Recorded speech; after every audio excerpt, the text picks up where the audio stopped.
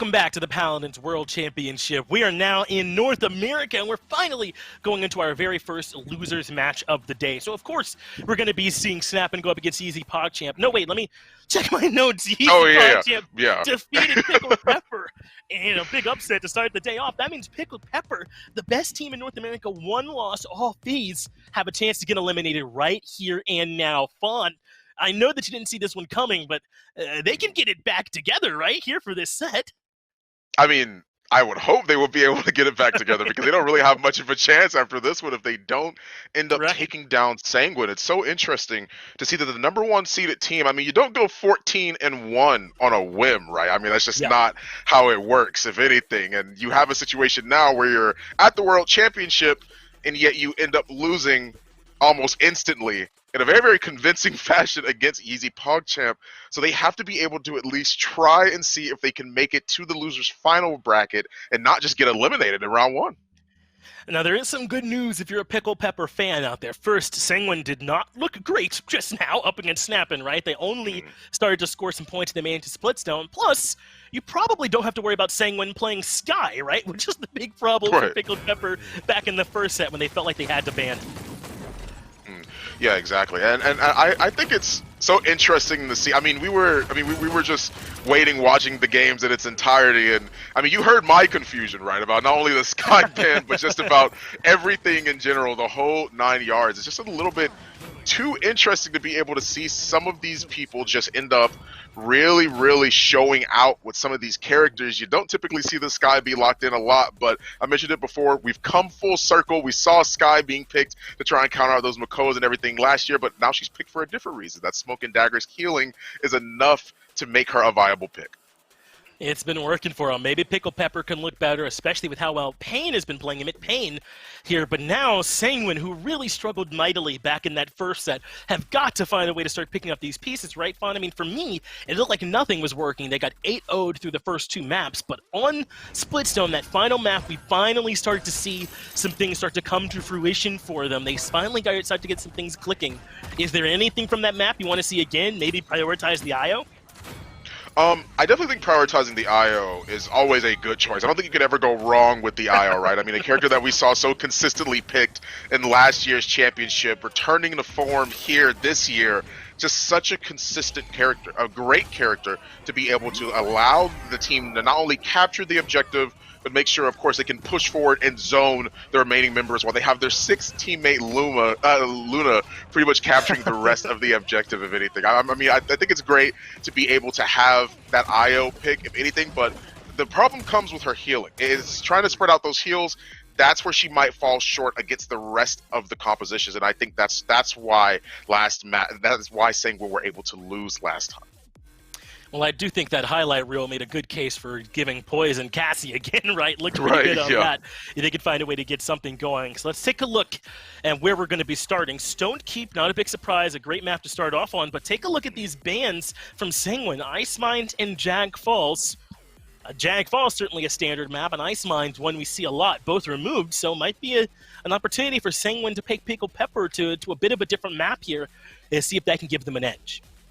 We've been seeing so many interesting map bans today as well. I mean, we saw Stone Keep banned in the very, very first set of the day, and now we're moving into banning Jag, banning Ice. I mean, Ice, okay, I can understand. Fish Market, Waters Gate, all right. I got you, team. I got you. I understand Pickled Pepper. You don't want to have Waters Gate and play on Fish Market. I get it. But Jag and Ice, I mean, people have been a little bit more comfortable with how Ice Mines has been in the more recent phases and in the recent year. So it's interesting to see that still be a prioritized ban, or regardless of any team, whoever it is going to end up banning it out. So interesting is how I would describe that one. It's a good point. I mean, you think of Ice Mines as this big not the anti-snowball map, right, where you can go to change the pace, but teams have started to figure Ice Mines out a little bit more. We don't want to spend too much time talking about a map we're not going to see, but just one maybe you'd expect might be coming through. So far here on Stone Keep, we do see the Strix and the Genos band, the Torvald, and the Makoa. So that leaves a lot of those great AoE picks still available if you feel like this might be a map where you want to pull out the BK or something like that. We saw Drogos on this map earlier. Right. Corvus could come at a premium here as well, and some of these tanks we've seen prioritized too. What direction do you want them to go here, Fawn? Well, Terminus starting things off means that drug might have a bit of a harder time, but I mean, I say that now, but we saw earlier the fact that they even had the Terminus still wasn't enough to stop the Drogos. So, I mean, I don't know. They could end up locking it in, but I think more than anything, you want consistency, you want damage, and Androx is the perfect pick for that. And in terms of a blaster, yeah, I do agree. I think the BK can play great in the Terminus in his draft. I'm not too sure what other frontliners they can pick. I don't think there's not enough information at this point in time to be able to figure that one out. But with Rom, yeah, personally, I think BK is the move here, personally. This is a tough front line to deal with, though. If you're saying when Term and Rom can handle situations on their own sometime, between Cataclysm, right, and the ability to come back with additional life with Reanimate and the Siphon, lots of great tools at their disposal just with these first two picks. And now you're pairing that with perhaps one of the best DPS we have in this Vivian, and they're in a great spot. But Pickled Pepper have allowed this IO through again, and now Sanguine can afford to push up with this Khan and Andrew and let the Luna cap. Right, they can just completely forego the point, right? I mean, you're always fighting a 6v5 when you have Io on your side, so that's definitely something Sanguine are going to be taken advantage of in full force.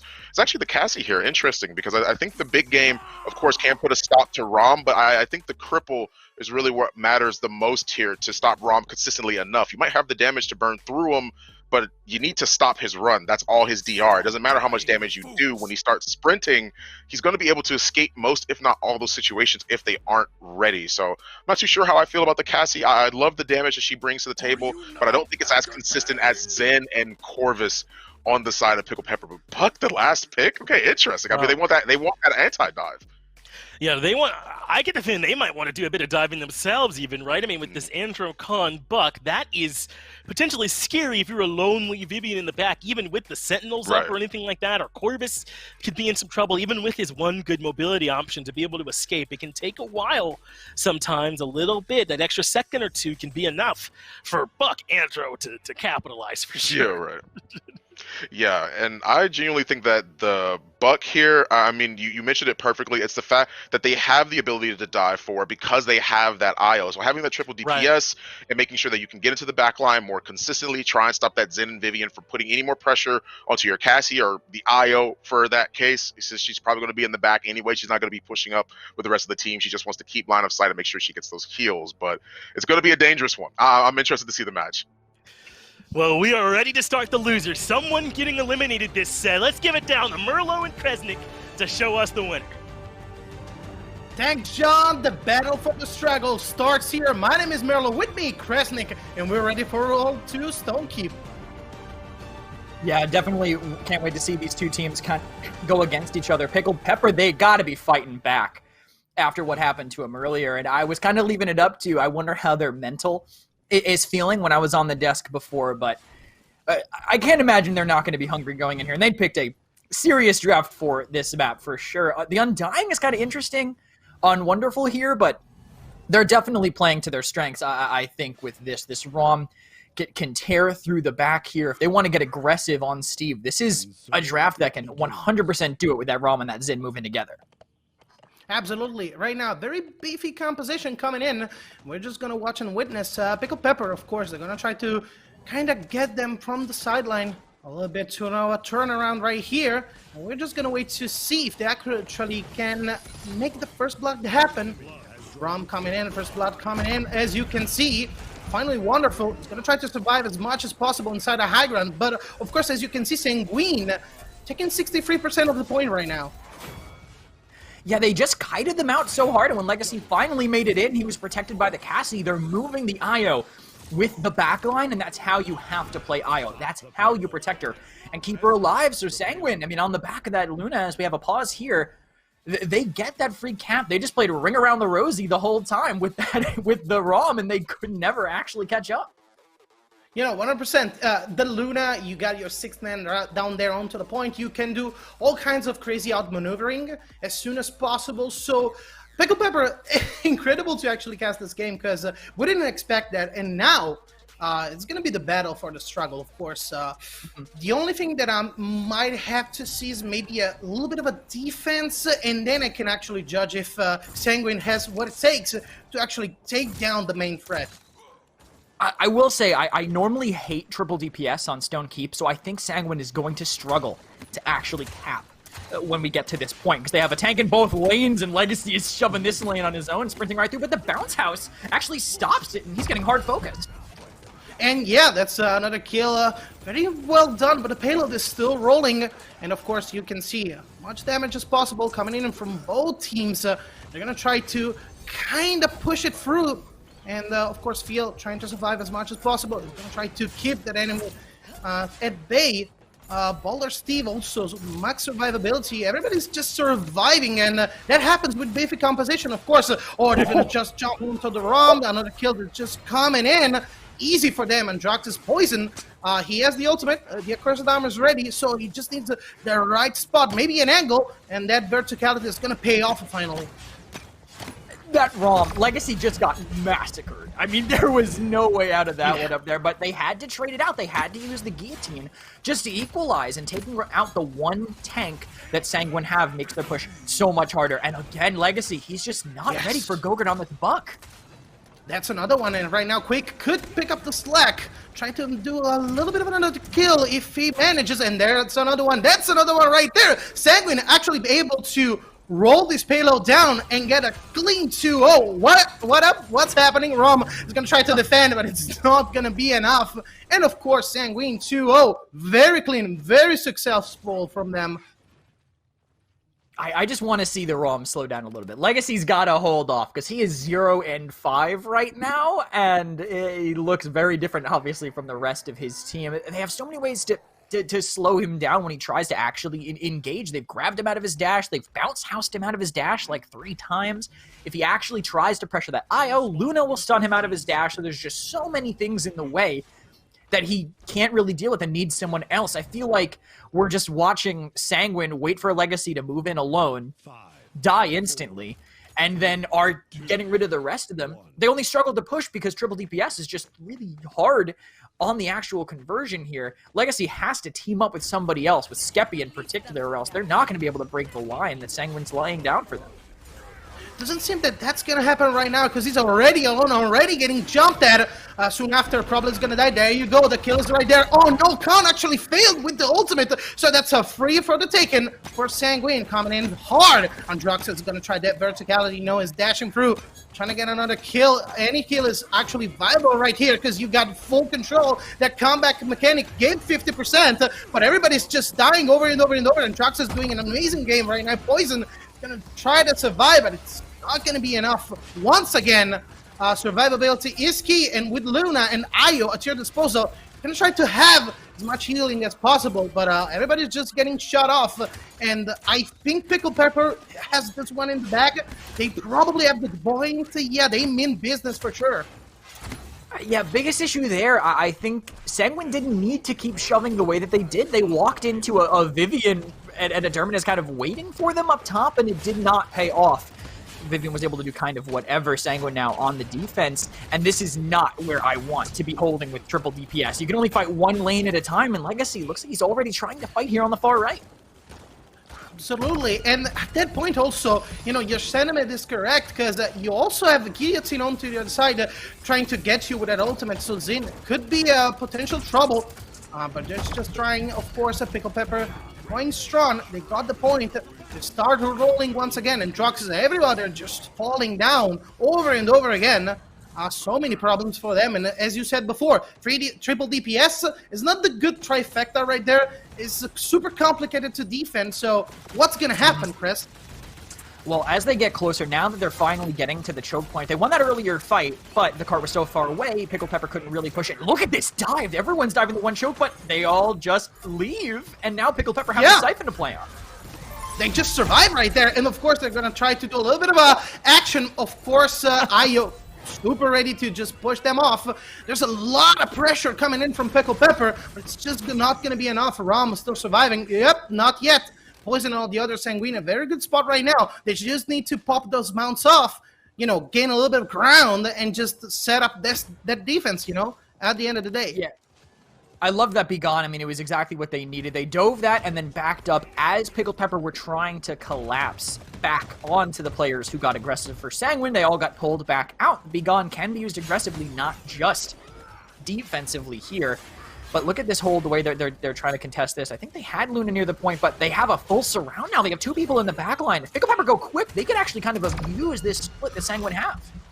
They almost took quick, but he quickly scuttled off back into the respawn. They also got another kill, probably we can't far in the distance. Yes, thanks to their ultimate, they actually are trading blows pretty evenly, but they just need to let Quick survive, and he's down, he's gone, wonderful. He's gonna take it from here, he's ready to push. Right now, Pickled Pepper looking very good. Of course, a lot of resources that they can spend. It's just 15 seconds to go, a little bit longer.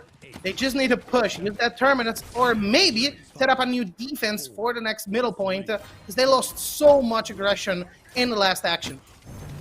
And honestly, I think if Feel survives there, if Feel doesn't get ambushed by Gogurt, I actually think Pickled Pepper convert that, because Wonderful gets healed back up, and then they're ready to go again right after. They already had a pick, I believe, onto the Isle a little bit earlier, so they can continue to snowball from that, but they just could not make it happen here. Legacy still struggling in terms of deaths. We saw him kind of fall apart as they tried to fight it earlier.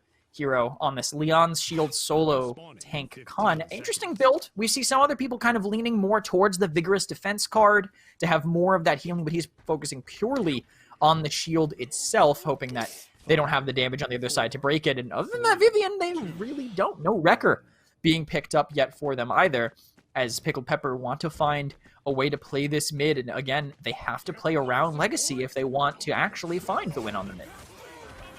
100%, and I'll tell you what, of course, you also have that high ground you can use against Khan, but it almost never happens, and right now the situation is going to be key for Sanguine, so close to the match point. They just need to find a couple of kills with that and Drox's combination. That's the duo coming in. Gokurt is going to try to find at least a Vivian, or maybe a one another. We don't find that because Zin is going to shut him down, but Androx is, pick up the pace once again. 81% to go for the Accursed Army. He's going to be ready. He's going to find a Vivian as soon as possible, but of course they lost the point. The comeback mechanic came in. They're going to try, of course, but it's not going to be enough. Overtime rolling down, and Pain, of course, taking another kill for Pickled Pepper. I think that's pretty much set up, and yeah, they're ready to push once again. Yeah, that was a really smart adaptation by Pickled Pepper. They played it way, way slower. Legacy just didn't go, but he showed. He peeked out and then waited, and everyone on Sanguine went, all right, let's get ready, guys. He's about to come in, and then he never did. They were able to take him down from there. Guillotine actually kills Hero, and Pickled Pepper might be able to stabilize and get on this cart. And we saw that, of course, as soon as Legacy goes down, of course, the entire team collapses. That didn't happen this time around. And you can clearly see they're already basically coming onto the last angle, the last stretch. They're killing everybody. Everybody is that disaster strikes Sanguine. And, yeah, they're getting hold off pretty easily down there. I don't think they're too unhappy about this, though, because the card is so far back, they 100% have a chance to defend. This might even bait the Pickled Pepper tanks in to fight their triple damage dealers here, as Gogurt, looks like, and Poison managed to get the high ground behind them. Legacy, now he's looking a little bit isolated. At this very moment, Legacy is going to do a relentless amount of damage onto that con. It's going to be a pretty even trade, but of course, you lost your main tank, and now everybody's just jumping into your base. Skeppy is going to try over and over and over to take another kill, and the Poison is just standing there trying to do damage onto this terminus. Is going to get it, of course. That's going to slow down a little bit the attackers, but 1 minute to go is plenty amount of time to spare to just set another offense. Yeah, they have some time there after that pick. They got the trades. Gogurt is a massive difference maker, I would say, in this game. Every time he goes in and dives somebody, it basically gets them the defense. They're playing this buck. I say they have triple DPS, but Gogurt's playing like an off deck. He's flinging himself into the backline and making the difference that way. But Sanguine, they lost too early, and Pickled Pepper are pushing. And once again, we see the same situation where Khan, gets a huge amount of pressure. It's just not going to make it. He flies back into respawn. Rom is going to be there. Of course, the first one to go is Bucket. They're going to try to just, desperately defend this payload, but it's going to be a little too late, because I think they want to try to get the high ground, but Ayo completely squashed off inside the respawn against this Rom. She's not going to be able to heal anybody. She's completely out of the fight. Buck, of course, jumps in. Is going to try another desperate action. Goes in, finds the kill. That's good. Back to the card. That's good. Once again, he can pop off his ultimate if he's in trouble, but it's a little too late once again. And Wonderful, remember, Terminus still has an ultimate to just pop back up and try to set the stage. Yeah, I think Hero coming back too is going to make this almost impossible. Well, actually, no, wait, no, they have him at Pain to split him, but it might just not be enough. And there you go. They basically balance it out with a pretty good offense right there. And now that you don't have comeback mechanic, it's going to be, even Steven. They're going to go down, they're going to throw, and let's see what's going to happen, of course.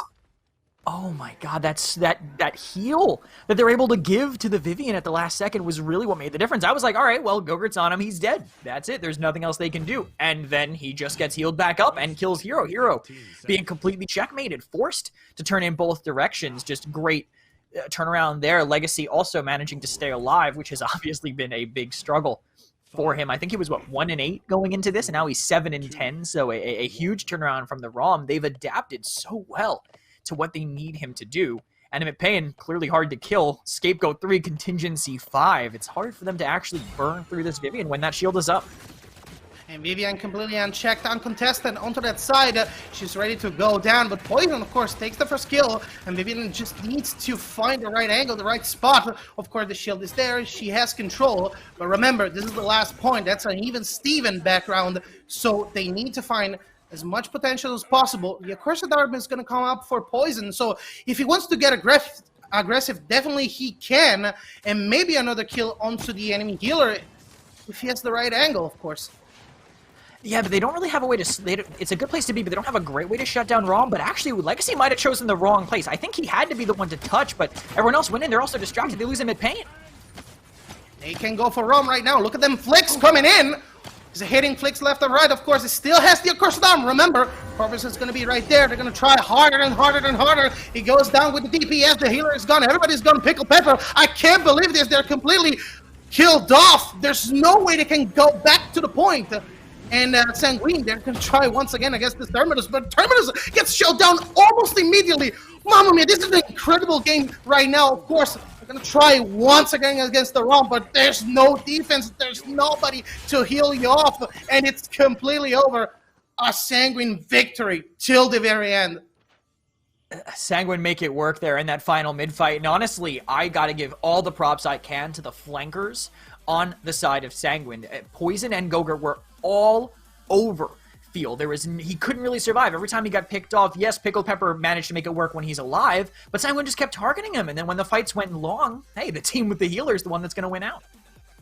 Absolutely. And now for the desk breakdown, back to Finch, and let's see what happened, Thank you, Merlo and Kresnik. Your boy loves some Merlo whenever he can get it. Let's go ahead and talk, though, about that last game, because that's one where Sanguine go up 2-0 early in that set, get a defense to make it to 3, and then even though Pickled Pepper get back to that 3-3, they were able to close out that last mid-fight. Kresnik thought it was because that IO was a little bit too vulnerable. Is that what you saw as well, Fawn? Maybe a little bit too much pressure onto that backline support? Yeah, Stonekeep definitely may be a map that is wider than most. It's no Jaguar Falls, it's no Bright Marsh, but it is still, you can still close the distance pretty consistently. One thing it is I didn't quite mention, though, was the fact that I had talked about the book, we wanted to see the anti-dive, whatever the case may have been, during the draft when we were looking at who was being picked, and I completely forgot to mention they picked Buck for Bounce House to cancel ROM Run. That's why they wanted the Buck, because not only does he bring out that sustain that they need, but they already have the verticality thanks to the Andro. They can already pretty much fire on whoever it is they're looking for. That verticality plays a huge role, especially in Stone Keep, since there's a lot of actual vertical barriers that allow him to maneuver in a way to where he isn't already in a bad position. Them drafting that made it pretty consistent for them to be able to actually win this game. And then exactly what Kresnik was saying beforehand, I do agree. There was a lot of times where IO could have been was a little bit too vulnerable, and as things managed to close itself out, I think they just ended up getting outscaled in the long run. I mean, once the Kotzi, everything came online, it was hard for Pickled Pepper to sort of try and sit back and stall against Sanguine's aggression.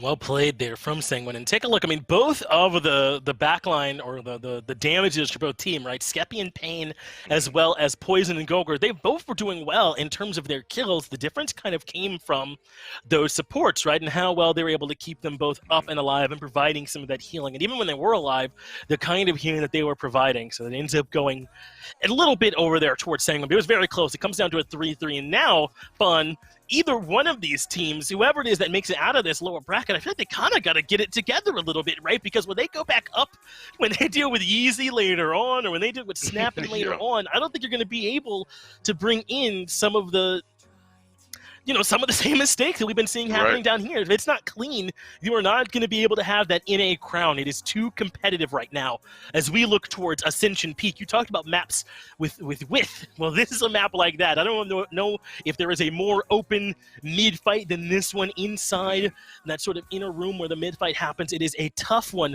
and can sometimes come down to how those lane fights go instead and who can come back over towards this mid afterwards. How do you expect Ascension Peak to go? Well, I mean, of course, you do mention a very, very good point, and everyone that's played on Ascension and has just been watching the broadcast knows that Ascension Peak, like you said, very open map, but you have those two statues that you play around. We saw it, and I said earlier, we saw the Terminus Sky combo. Kresnik mentioned it perfectly. That was something we had seen in the past. It wasn't consistent enough duo pick to try and bring out. I don't know if it warrants being brought out again. Sanguine's no Yeezy PogChamp, right? They're not going to lock in Sky every single time they have a possible opportunity, right? So I can only imagine that in the long case and in the long run, they're probably going to stick to some of the more consistent bans and the more consistent picks like Makoa that is going to find himself to the ban column because he's just too strong of a pick. That Ancient Rage means a lot. They want to get rid of the Torvald because of his pocket potential and pocket healers like Corvus and Genos and Torvald. It's way too strong to try and deal with. Torvald may not heal, but having to burn through another 1,000 health, that's a tall order even for the best DPS characters. As we move into these picks and bans now, Pickled Pepper, your #1 seed, are a little bit against their ropes, right? We're down here in the lower bracket where the team that loses here goes home. They are done competing for that North American title, and instead they will have to watch like the rest of us and see who it is that ends up winning. So it looks like the bans are largely the same. The Strix and the Makoa taken care of, the Torvald and the Genos as well. But this Khan, the first pick overall, is this the tank that can get it done for you here on Ascension Peak?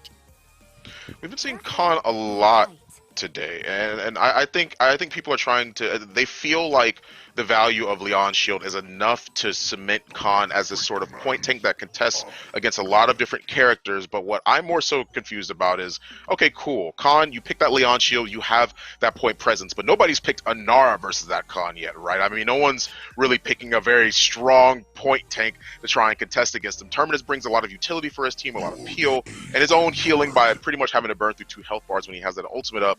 But no one's really been picking that Anara. We haven't really seen her much at all today. It's mostly been the Khan, it's been the Rom, we've seen the Andro, we've seen the Io and the Term, but Anara hasn't really been cemented here. And I think she has a great place to end up being picked, but I think the Io is just too value on the side of Pickled Pepper. That's what they want. They want this aggression. They want the dive. They may not have Io on the side of Sanguine, but that Khan and Droxus Rom, they don't need the Io. They're not probably just going to forgo the point, just dive into the back. They want to get the kills. That's why they picked the Tyra to try and counter it out with the Burn Monster. Hopefully it'll be enough, right, to at least deter the dash from this Rom that's so critical for his survivability. But is it even going to come to that? He might be dashing in even, right, and then looking to try and start some aggression once he gets there. Now the Koga as well. Sanguine have said, okay, we're here to do damage. We're looking to kill somebody, and that is about it. Yeah, the Corvus here for a little bit of healing and Tropic Breach, all that, but this squad has one gear and one gear only, and it is go. Right, exactly. And the Koga being picked in with the Corvus, I mean, we've seen the potential that both Koga and Corvus have together as a duo. It's too strong, man. I mean, I'm a little bit concerned because Terminus really can put up his siphon, make sure that he blocks off damage coming from an incoming area, but when he has to look all the way around the place and sort of just prevent anyone from trying to do damage, that's going to be a little bit harder for him to provide. But the Grover, I do love the Grover. I love this. You have the Tyra for the Burn Monster. You have the Grover for the Deep Roots. He's going to be able to cripple people in kind of an AoE, to put it lightly, if anything. I think it's great to pick into the Rom, into the Androxus, into the Khan to sort of stop them from really just maneuvering into their backline and putting pressure on them. But is it enough? I mean, I know Io isn't always enough healing, but you don't have a traditional flank. You're essentially having Terminus solo tank for you as well. I know Grover's good here, but I mean, is it enough to make up for what you're giving up? Right. I think I think it can be, and I think really like having the Corvus on your side. I think having either of those pocket picks, whether it be Genos, whether it be Corvus, whether it even be the Torval, I think the survivability that they bring could make it hard for Pickled Pepper to try and burn through. But I think picking the Tyra, the Grover, I still think it's a wonderful pick, and it might put a damper on Sanguine's progress. As long as they can lock down that ROM, seems like the key point as they move into map number 2. Absolutely, the desperate struggle continues for Pickled Peppers. Well, Sanguine actually looking pretty good. Kresnik, I'm losing my mind out here. What's gonna happen? I don't know, and we'll have to head in to find out, but I think that Pickled Pepper, I know at least how they're going to play. They're going to be holding near the objective, near each other, and because they have just a peel composition, I think. They have the IO to heal someone, they have the Grover to heal someone, they have the Siphon to play on top of. They are going to be moving as a unit and keeping each other alive, and there we see they're all on the same side of the map. Sanguine have to find a way in. Definitely, and right now, of course, if you have that tank, you just need to juggle around and dance around the structure, and it's gonna be keeping down from Skeppy, taking the first blood right here. EO, of course, trying to do as much supporting as possible. They're pushing them back. Sanguine, of course, they need to take a little bit of a break right there for maybe the other offense. I don't see any space for them to actually just go in and try to take a kill. Yeah, there's no way for Sanguine to really find a way in. Their aggression has to move together, but look at this. CC Quick just disappears in Poison. I don't think he can stay. Completely melted off, and of course, Poison is going to follow soon after. All the others, that's a pretty niche and pretty nice fight onto the high ground. And try to take another one, but of course, Sanguine completely blocked off, completely dead. 100% pretty clean right now for Pickled Pepper. And they're going to try right now, of course, to take maybe those stairs, trying to find at least more high ground than usual, to just trying to counteract the enemy advance.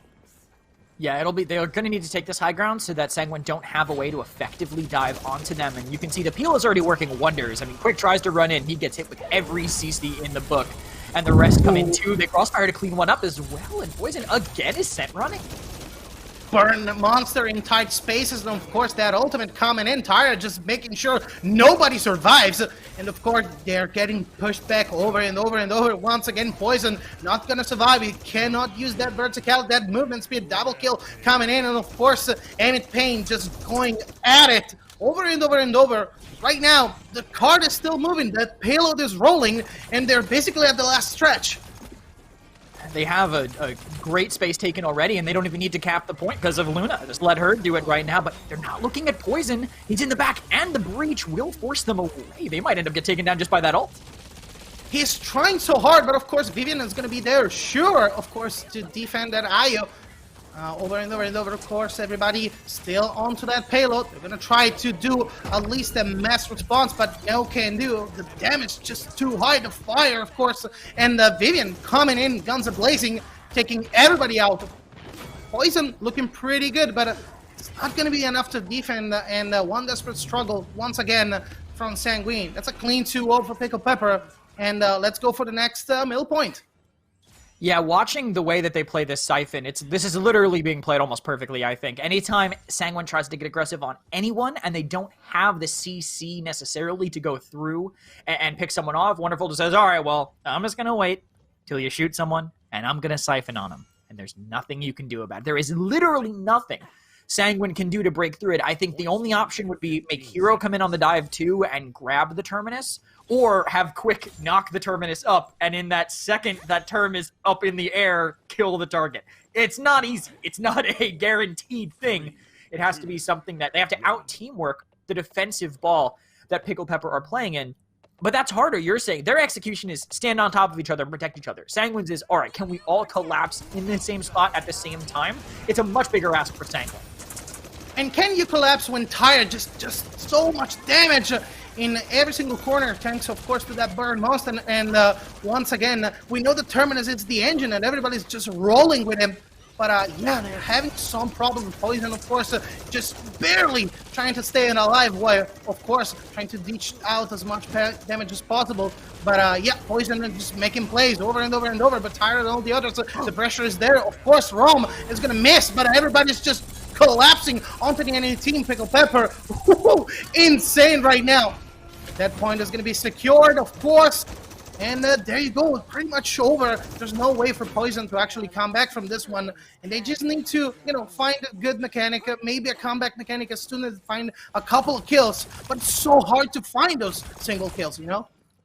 I like the concept of what Sanguine did. I like how as soon as they killed the Terminus, they just rushed past his dead body to dive the rest of the team. But then the Term just rezzed and split their team in half, and there was actually no answer to that. And Pickled Pepper, with no answer from Sanguine, managed to cap this point. Even with Luna on the cart, they have to play close, but again, their execution is just so much simpler than what Sanguine have to do to actually break this down, even if Sanguine looked ready to strike. The middle is secure, they start rolling, and of course, it just takes so much effort to burn through those defenses. But Poison, looking pretty good right now. Of course, that's a bunch of kills that's going to really help for the long run, but they just need to keep that consistency up. They need to be consistent over and over and over and try to put pressure right now, probably onto the upcoming enemy team. The angle is not so sure and not so easy to actually take because, of course, you have so many flankers from the other side coming in. And, yeah, Vivian at this point, roaming through, Tyra, Aya, and all the others, yeah, they're just collapsing. I wish they would have staggered out Wonderful a little bit more. He had to jump in the well. They didn't need to kill him first, but we'll see how they move. And look at this, the 5-man stack again every single time. It's how it's going to have to play out with their composition, but they're scared. They know the dive that Sanguine can do. They've already managed to do it, but Poison goes alone. He gets caught out immediately. There's just too much CC. They managed to find one. They're going to go for the next one. Watch out, because right now, oh, Tyra gets shot down pretty easily. Goger and all the other quick. They're responding fast. Of course, the Absorption is not available for Terminus. It's going to fall soon after. There you go, CC for you. And bye-bye. That's another kill coming in. Pretty much incredible. Well fought from Sanguine right now. And Pickled Pepper, 50 seconds to go. There's just time for one last push.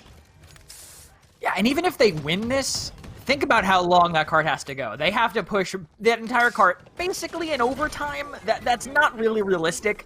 So Pickled Pepper, maybe they're just going to try to charge their own ultimates and not let Sanguine do that in response. But this time they're taking the high ground. I like that strategy, but they also then immediately sacrifice it because they know that if they want a chance to make this happen, it's going to have to start on the cart.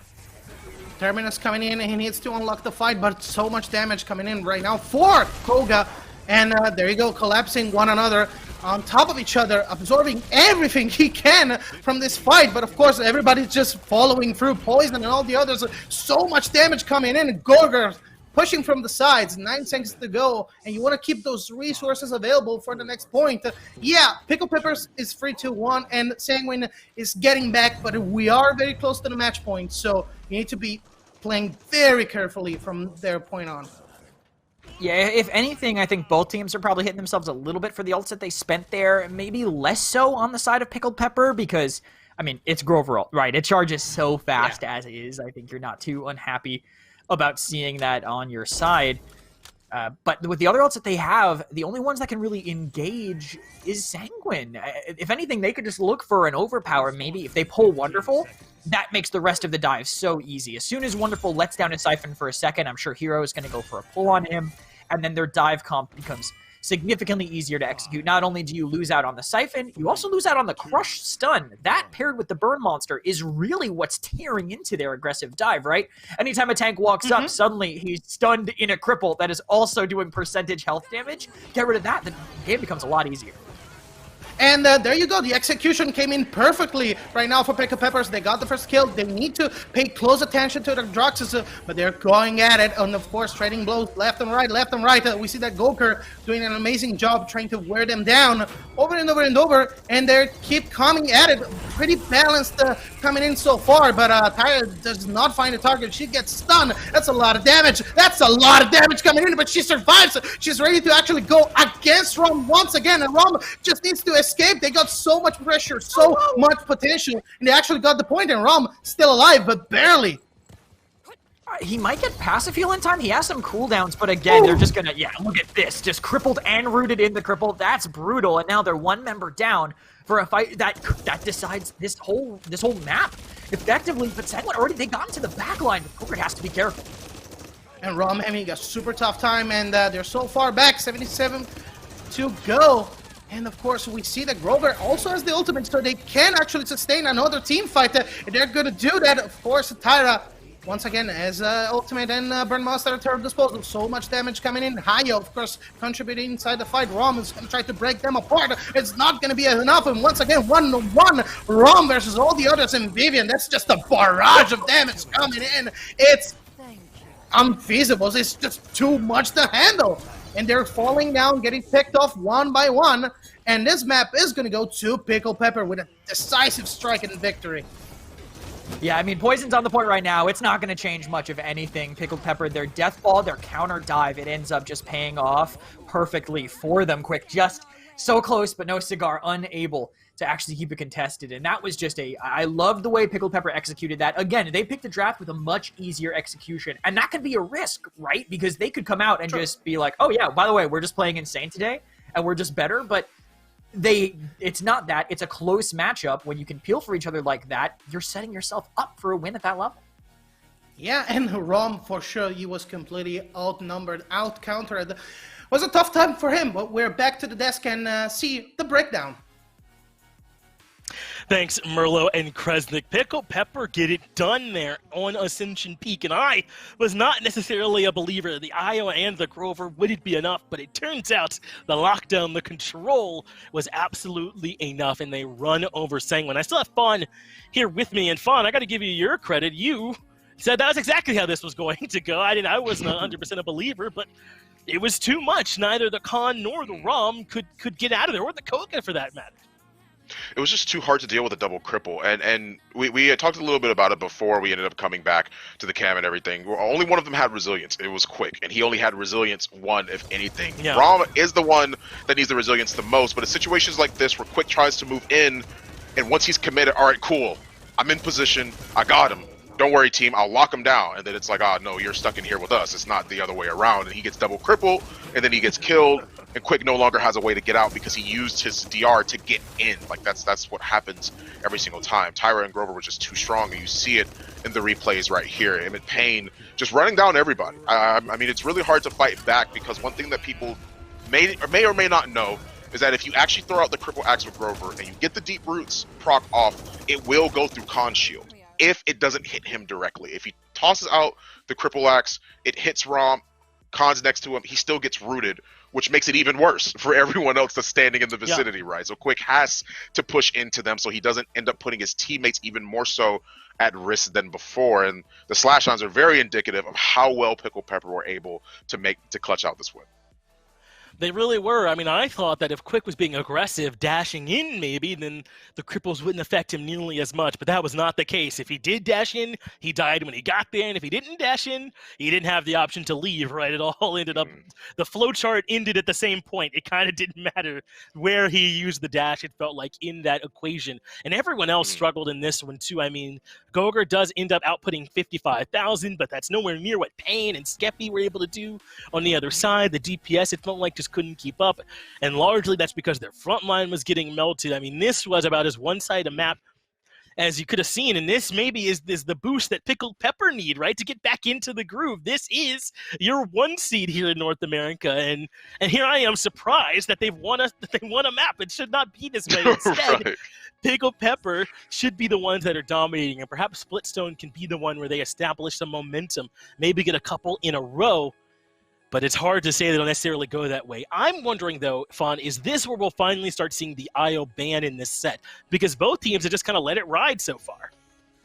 Yeah, I don't think Splitstone is a map that people love to default to IO on. I think it's too good, and that also allows me to bring up this point. I think that people are just picking the Khan, just locking him in to try and stop that Terminus. Terminus is such a consistent pick, a great point take, and also the counter to Inara. It's a counter that is very, very well known, and people are very, very aware of how that typically goes. On a map like Splitstone, I think this is a perfect map for Inara. I personally think that you just get rid of Terminus, get rid of IO. You can deal with the ROM, and we saw that happen beforehand. Or you could also get rid of the Vivian. I mean, the backline DPS is definitely a great character to pick off, but I personally think, I feel like the Inara is just, it's so hard to argue about a tank like that. I mean, she stands on point and she lives. They get rid of the Khan though, and I don't know, man. I'm not too sure as to why there's so much prioritization on the Khan.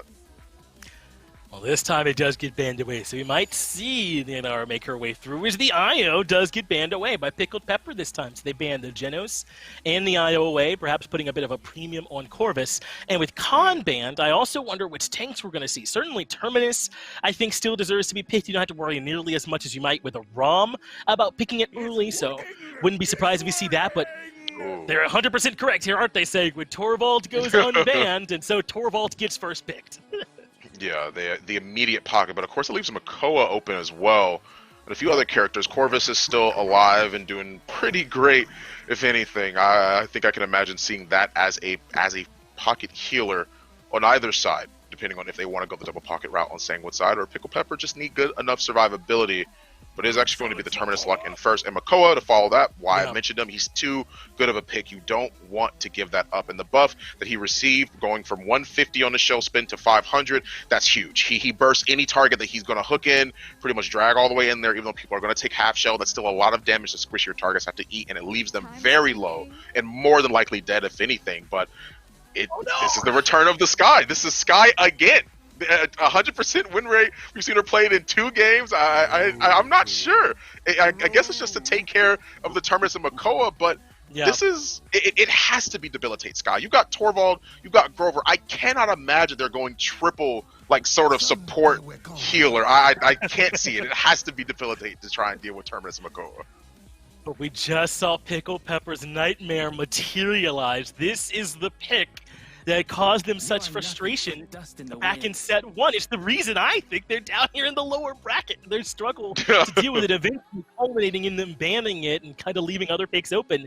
Can they conquer that here? What a storyline for our third map, which determines the direction of the rest of the set as well.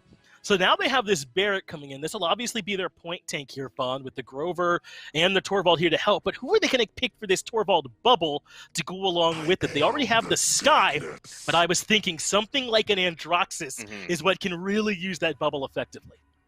Yeah, and I think having that verticality as well means that it's a lot easier for him to dive in. You've got an extra 1,000 shield, that you have to burn through on the side of Androxus. That verticality is going to be a lot. He gets up on the high ground very easily. And no snipers actually locked in at all. I'm interested to see that there's nothing that's been locked in on the side of Splitstone. Typically, we see a lot of those prioritizations on those snipers, but everyone feels like the Androxus, the Torvald, the Sky, the whole 9 yards on the side of Sanguine is just a better suited pick. But the Tyra, though, I'm interested. Now, I'm not sure, and don't quote me on this, but I'm interested to see. It may not have to be Burn Monster. I personally feel like with the amount of sustain they have already on the side of Pickled Pepper, it might actually be Hunting Party. I think it might actually be Hunting Party, so that Shaolin can burn through a couple of those targets. And also, if they mark Sky, then that means that she can't go invisible because you can see where she is. And Tyra's going to be able to do a lot more of that. So, I don't know. I mean, I'm interested to see how both of these drafts are going to play out on Splitstone. Perhaps interesting seeing what this Tyra will take. I'm curious as to whose job it is to take care of this Andro. I mean, maybe Tyra can do that, a Makoa hook can land as well, pull him back to earth, but this all-important Game 3 elimination on the line here in this set. Let's go ahead and get it down to the casters. This set is giving me feelings, Kresnik. It makes me feel. Situation tied up 1-1. Let's see if something changes, you know? Yeah, we'll see. We'll see if they can change anything up. Pickled Pepper, though, they've drafted a super immobile comp. They're going to sit inside the quarry. They're going to control that area, but they're going to be spammed out from above by an Andro, and they're going to have everyone else playing outside and just laying in the damage and the sustain. I'm going to find it hard for them to break through, but now that I'm looking at the itemization, this is an interesting one because there's basically no cauterize on the side of Sanguine at all. If Feel plays well, he can pretty much keep everybody alive the entire time. That is going to be very difficult for them if Feel ends up being a huge factor here. But look at this. They're all inside quarry already, just waiting for their chance for, I think, from some of these shields and siphons to drop. Yeah, they don't want to risk it. At this point, just a little bit of Makoa action, maybe from the single action that will unlock the point. Sky coming in, Pickled Pepper having a tough time against Sky, in the following games. And yeah, in this particular moment, they got the nice angles. Sky's just gonna find the right target as soon as possible. She's there. They don't know where she is. They don't have an idea how to counter it already, but Androxus using that verticality, dishing out pain, dishing out damage over and over and over once again. And yeah, Chris, situation pretty tied up, but Androxus still keeping that damage up. Yeah, they're just isolated too. They can't really break their way out. Again, they try to walk out and they have no verticality, so they get spammed down from above. Every angle is under their control, and Poison is all over them right now, chasing them out to their spawn. Poison definitely MVP for at least this set. He's just dragging the team around, you know, he's making sure that every angle is covered, and of course, you have so many troubles to just deal against Androxus, and you also have a Torvald, so that Babel Shield coming in times and times again. The Cursed Arm is ready, so I think we're gonna see some action in just a couple of seconds. Just needs to prep up, find the right spot, and then unleash the pain. Yeah, they're looking for those shields to go down. They have to let the time run out, and now this is out. Maybe they go for it, but again, Siphon, so many ways to delay, but Poison now sees his opportunity. Pain comes in, everybody's stacked up inside the house. He's gonna try to find another kill or two, but nothing really came out of it, and Moldamba still has a little bit of a fear coming on. Maybe he can change up the situation. There you go. All back in the house once again. They're gonna try to defend Makoa, barely surviving. Nope, he's actually dead right now. So many problems because they're still pushing, they're still getting a lot of kills, and the action's just going on inside the house.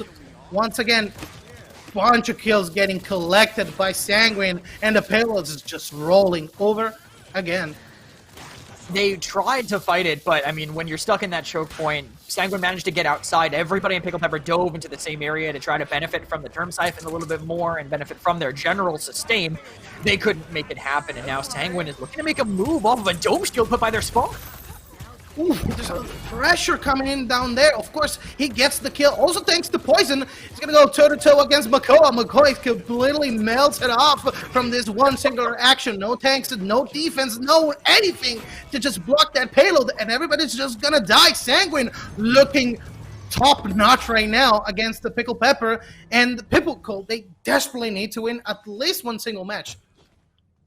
Sky continues to look like a very strong force in this metagame. Just the extra healing plus the speed utility from Dissipate. Smoke and Dagger pair so well with basically anybody. And, you know, then maybe, oh, they have to start buying Illuminate. We have to focus on her. Oh, now she's getting bubbled. Maybe we need Wrecker. Oh, but we need Cauterize for her healing in the first place. It just forces a lot of itemization that you can't really keep up with in a lot of ways. Even though Pickled Pepper is out healing them, Feel is putting on a show right now on this Damba keeping up. That's because A, there's basically no Cauterize to stop him from healing everything, and B, a lot of the damage that they're dealing on Pickled Pepper isn't even hitting anything. It's hitting shields, it's hitting personal shields, it's missing because people are getting sped around and kiting away. It's just so hard for Pickled Pepper to keep up in the stat department right now, and all they can do is stand inside and hope they eventually find a hook. Absolutely, like it's such a huge investment, and as you said before, you know, that Cauterize is going to come in late. Torvald, of course, giving shields once again, and Androxus, you know, same angle, same spot, same incredible damage coming through by him.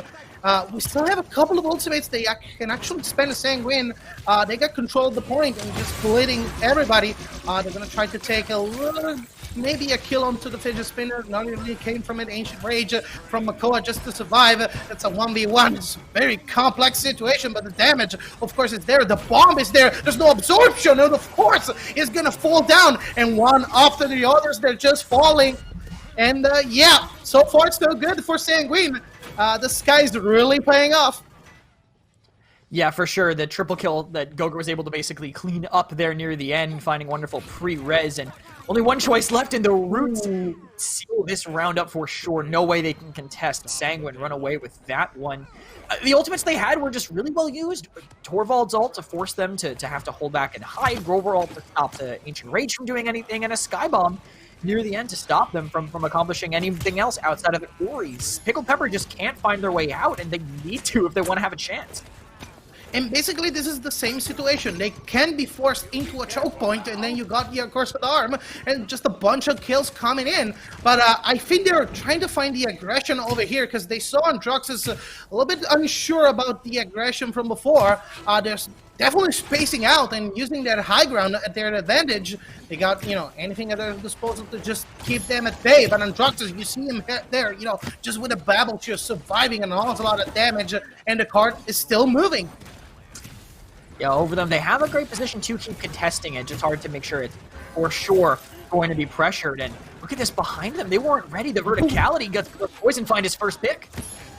They forgot about him from behind, and he got one. He just survived barely, but, he took a lot of pressure out of his team. And, when you turn heads, it's super and incredibly difficult to just get your mindset back into defense. You need to, pay attention to so many spots, and especially in Splitstone Quarry, and that's just what happens. 87% maybe for another bomb, so Sky also a big threat coming into the block draw. Look at that. I think they domed. He got stunned out of it, so he couldn't end up getting it down in the first place, but they're kind of surrounded. Hero is behind them. I don't know if they're going for him now. His team has to help him. Sanguine is kind of just abandoning Hero here, and no one rotates in time to help him, which should let Pickled Pepper retake the high ground. Goodbye, you're out of position. We're just going to chill in the back, trying to get the high ground once again. But 35 seconds, that's a stretch. That's very low time at your disposal if you want to be super aggressive, If you're trying to find a kill, you need to kill everybody and just, roll with the punches. The bomb getting deployed, of course, nothing came from it. Just trying over and over again on Droxus. Gonna try his hardest, but the fear coming in. Of course, they shut the major threat down. The dome is getting picked up, but Torvald is the next one to go. Probably the Grover. They got a nice defense going on. Double kill from Shaolin. I think they're completely stopped at this point. Yeah, they get stalled out, and a lot of ults actually were spent by Sanguine, and I don't know if they should have. I get that they wanted to convert and win, but I think it was just too far away to really make that decision to spend it. So Dome Shield, Whirlwind, and Time Bomb all are not going to be usable here on this next fight, whereas Pickled Pepper, they're going to have the Ancient Rage. They have to reanimate a couple things that can be in the way. Thing is, that reanimate, even though you don't normally have to set up for it, I actually think Sanguine are going to have to play into them, right? Pickled Pepper have to set up around the reanimate. I think Makoa has to wait for the Terminus to go down, and then hook the Androxus when the reversal is attempted to get thrown out into him. Because if you let the Andro get that reversal off for free, Wonderful goes down to 1,000 the second he reanimates, and you're not getting any value out of arguably one of the better ultimates in the game. It's a very complex execution, and remember, Pickled Pepper is an uphill battle. Every single mistake counts, and they're just trading evenly right now. They need to find the right footing. They need to find the right spot. But Gogurt just completely dominating the entirety of the fight. He's going to try to save his tank as much as possible. Makola tries a little bit trick around there. No can do. They're getting stomped out, completely pushed out. Comeback mechanic comes in, so they got the point. If they manage to block them before they can reinforce, it's done. This point is taken. Yeah, I don't know if there's any way for them. Yeah, now with the double comeback, let Pickled Pepper manage to make it work here as they hold this out. Healing also will help them try to get aggressive, and I like this position early, but they're not looking above. Siphon's not enough. Poison always finds the opening. Yeah, Poison once again from behind. Nobody, pays any attention to him. But if you do, he got that shield. He's very hard to penetrate. And, it just takes another one and another one and another one. Grover actually tries to do more damage than the others. Also trying to make the team survive onto this onslaught of damage. They're all break down into the house. They need to spend something if they want to take somebody out of that, choke point. And the card is moving right now. Yeah, as they get pushed back on the side of Sanguine, definitely want to retake that high ground, I think. The lack of verticality from Pickled Pepper will make it very difficult for them to actually fight them out. And Hero, I was going to say, this fire is about to come out. This is an awful spot to be in, but a Time Bomb will give him a moment of reprieve for now. A little bit, yeah. He also has the dome if he really needs it for setting up a defense. Grover is going to kill everybody with the Whirlwind.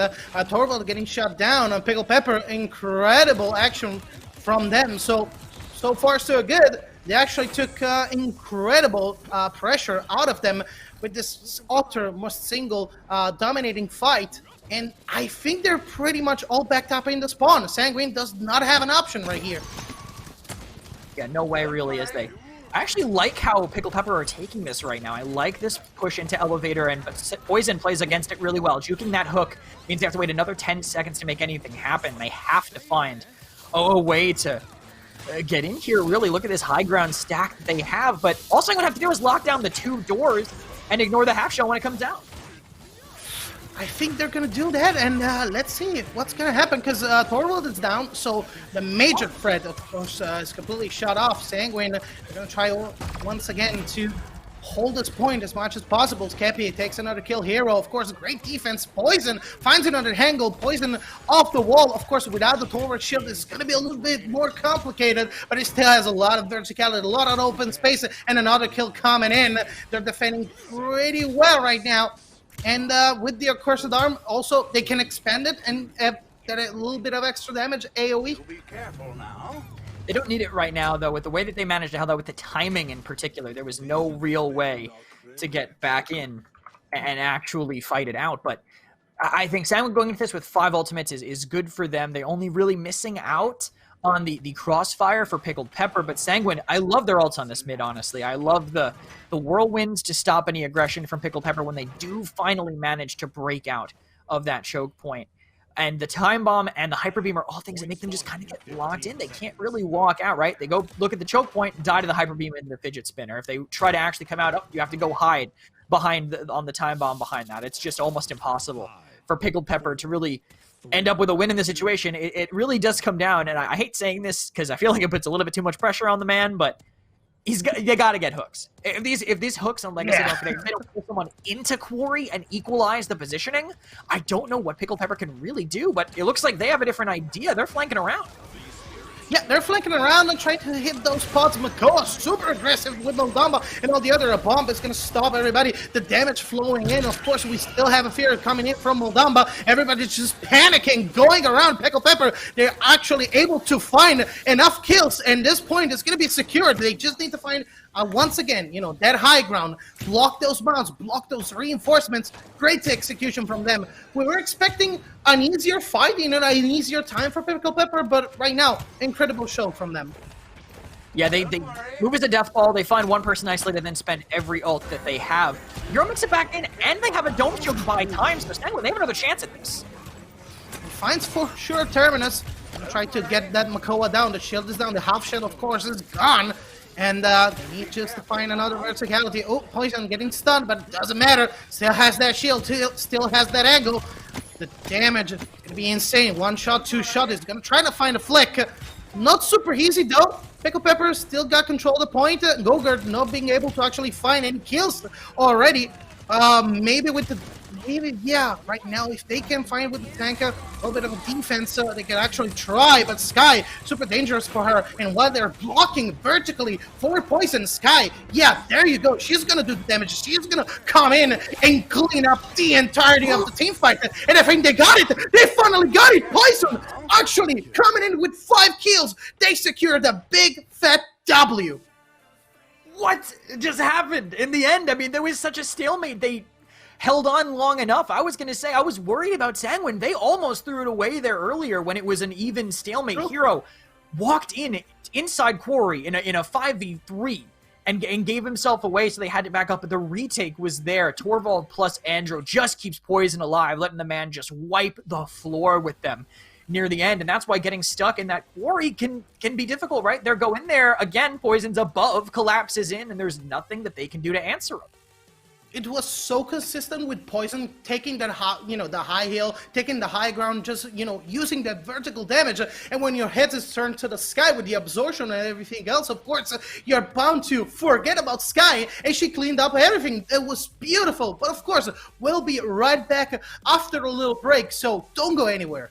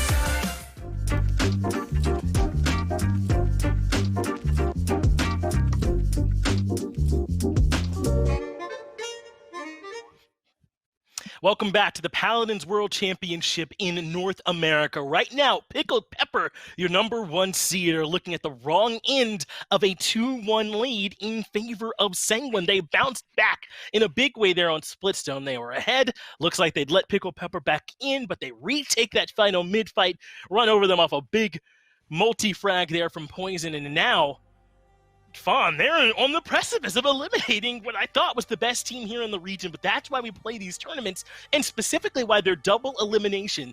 If Pickled Pepper are to fall here, and that is not guaranteed, they had every chance to get back in. They did. And I mean, being, like you said, the #1 seeded team, being 14-1, only having lost once during the normal season, and now here we are, the Paladins World Championship. Everyone probably had them at the top of their list to be the ones to actually take down a lot of these more I'm not going to necessarily say weaker teams, but teams that weren't really at the top of the leaderboard like they were, because they were leading leaps and bounds over so many other different teams throughout the phase. And now we have a situation where they're down 2-1 to Sanguine, and you know what I want to say it was, Finch, honestly, in all honesty? Go ahead. Okay, it's all Burn Monster. You should have taken Burn Monster. That's what it is. I said it before during draft. You should have taken Burn Monster. You should have took Hunting Party. That's what I was trying to tell you. This is why you actually need it. You need to be able to burn down some of those targets. Sky goes invisible. You got to be able to mark her as soon as she goes invisible. Burn her down. You have a Torvald as well. You know you're going to get Wrecker. You know you're going to need to burn through the Torvald shield. Why not have that extra damage to make it even harder for them? Because the Burn Monster didn't quite take into effect how they may have wanted to. I get it. Burn Monster applies extra anti-heal. It's extra caught, if anything. It really can put a damper on a lot of different things, but you have to pick and choose on this already sort of divided team where you're going to throw the Burn Monster at. And once it's down, it's down. There's nothing really else for you to be able to do. That leaves open a lot of other highly mobile characters that don't have dashes, but they have that extra movement speed. And that's why you see all of them with resilience. And literally every last one of them. They knew the Burn Monster was something that they end up taking. They wanted to be able to counter that. When that Resilience 3 was on, a lot of them don't have dashes on the side of Sanguine. A couple of them do, but Andrew's never going to be standing in the Burn Monster. He's never going to be on the ground long enough for that to matter. Baller Steve, he can vine out, but you have to choose between him and Hero. And in situations like that, they're just going to end up walking out of the Burn Monster and regrouping, and that's what kept happening around a lot of these mid-fights by Lava and by Fidget Spinners. It just wasn't enough to be able to lock them down to give them a consistent enough lead. And now, I'm not sure how I evaluate Sky, to talk about a different element wrong for them, right? Is Sky just the Achilles heel for Pickled Pepper, or is this pick stronger maybe than we've been giving it credit for? Because it seems to just cause fits for this squad. Now let's take a look here at this next map. We can talk a little bit more about that last match if you want, but Jag Falls, we thought was a map ban earlier, but that was not correct. It was Frog Isle that was taken care of. We are absolutely going to Jag Falls here for this map 4, and if there is an area where maybe Pickled Pepper can get back into this, I think Jag Falls can be that map. It's one where I think they can group up a bit the way they like to and make some pushes and get back into that mid-fight, but I don't know, Fawn. They might just have to ban the Sky again. Yeah, I think that might be... I think that might be the move here. I wasn't quite expecting to say that today of all days about whether Sky would have been something that people wanted to not see in their games. But I mean, it's been working out for them, and it's been working out against the #1 seeded team. They haven't quite known how to play against the Sky. It's burning down a lot of their tanks. It's making it harder for them to do anything because of the Smoke and Dagger's talent. It's keeping everybody alive, healed up. And when you have another healer to sort of back that up, it makes it even more difficult to try and burn through those targets. So I don't know. They don't seem like it's still much of a problem because they'd rather get rid of the Genos and Io, but the Torvald makes complete sense here, and that leaves open a bunch of other tanks that people can end up picking up. And we might be able to actually see a Nara. Yeah, Makoa, no surprise, that comes here first. He has been highly valued as of late, and so that's going to go ahead and be grabbed to the side of Pickled Pepper. Now, you do have to worry now if you are Pickled Pepper that this guy could potentially be grabbed, but I don't know if we'll necessarily see it happen in the top 2. We have seen teams prioritize it here, but they don't necessarily have to. If they want to prioritize another support for themselves, and of course this Vivian, which has looked great all day long, then I think Sanguine are right, and they could potentially come back to this guy later if they don't want to grab it here. And Vivian Grover, you don't have any problems with starting those out as your top 2 picks.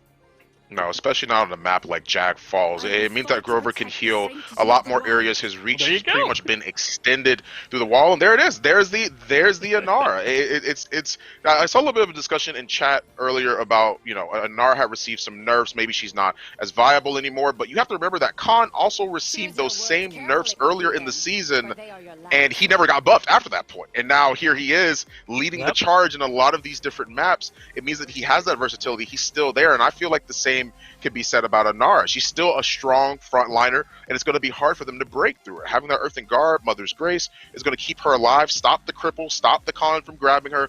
Means he's going to have a rough time trying to fight her on the point. With no Terminus, that means she can reign free, but Furia, I've been seeing chat talk about that one a lot. You got your wish. The Furia is here.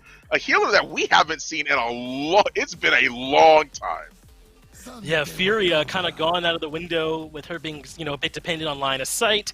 You can take the talent where she gets the additional healing off the beam, but I don't know if that's the route that you want to go. Inflame used to be the end-all be-all, though, right? That ultimate was so strong in team fights, especially with something like a Whirlwind nearby it, but I just don't know if it's quite as strong as Furia has received some nerfs, and Pickled Pepper and another tournament pick the sky onto their own side. Fawn, where are these picks and pans? They're all over the place. Here, at this point, you gotta help me make some sense of it.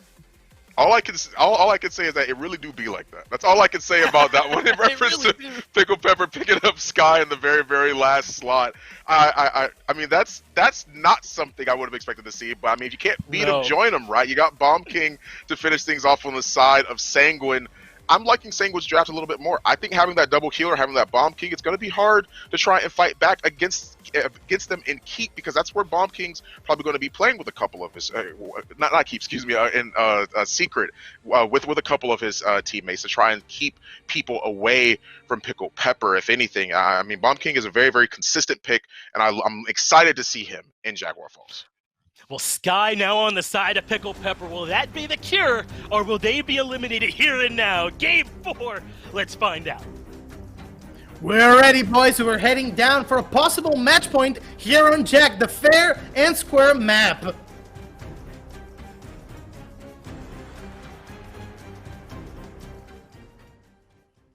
I always say that the teams that go here are the teams that win here tend to be the teams that are a little bit. You think you're better, right? The better team wins was the way that some people used to look at this. But Pickled Pepper seem to clearly still be confident if they're willing to pick this even when they're down 2-1 right now. You can look at this hold the way it is. Look at that wall early, isolating them, and Pickled Pepper get early control over the middle of the map. They're ready to throw down, also with a Sky. So I don't know, man. Could be anyone's game, actually. And we're heading down for Poison, actually taking another kill. A very different approach than Andraxis, of course, with this Bomb King, but it sure seems to work right now. Yeah, they have a great control over the sun side of the map, but all of Statue is wide open for Pickled Pepper here as Sanguine. They have decent space, but they can get surrounded kind of easily with how they are. But Pickled Pepper, they don't do that. They just stack, and they storm the gates and take the point back. Ring the bell, because I think the Sanguine is ready to roll down. They just need to find the right opportunity, and of course, you know, a King Ball can change everything. Pretty much even right now, 66% per 60% onto the other way. Pain actually takes the first kill. They're going to throw down and try to get Furia. It's not going to be easy, though. Hero actually completely blocked off. The Sky just pressuring over and over again. There you go. They're actually in. They actually got the point. They just need to burn them down, and that's the first one to go away.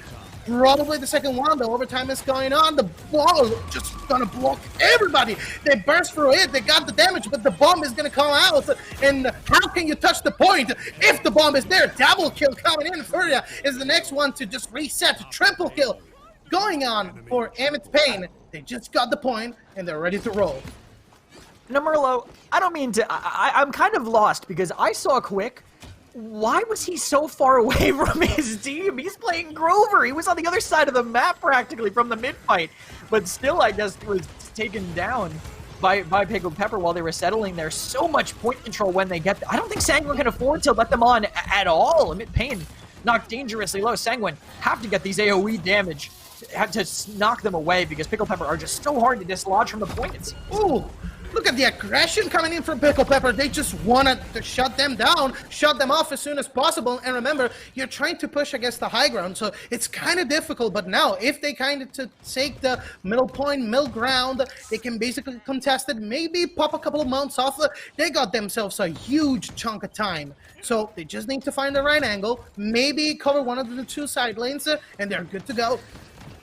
Yeah, they bled a whole minute already, so Sanguine not too unhappy about that. But definitely, I would say, looking for more as Pickled Pepper find a way to get back in. No one was that far forward, so they retake the objective and might get more with this hook.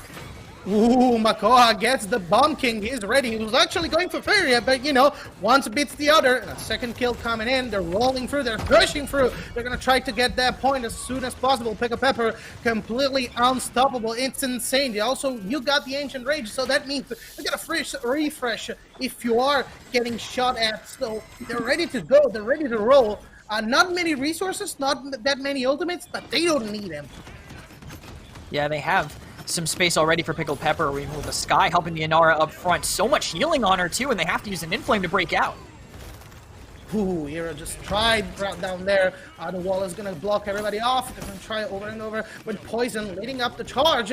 Another kill is going to take in. Inara just needs to refresh it. That's, you know, the basic way. But I don't know, man. 20 seconds is too little too late. Yeah, they managed to knock out Wonderful in a hold.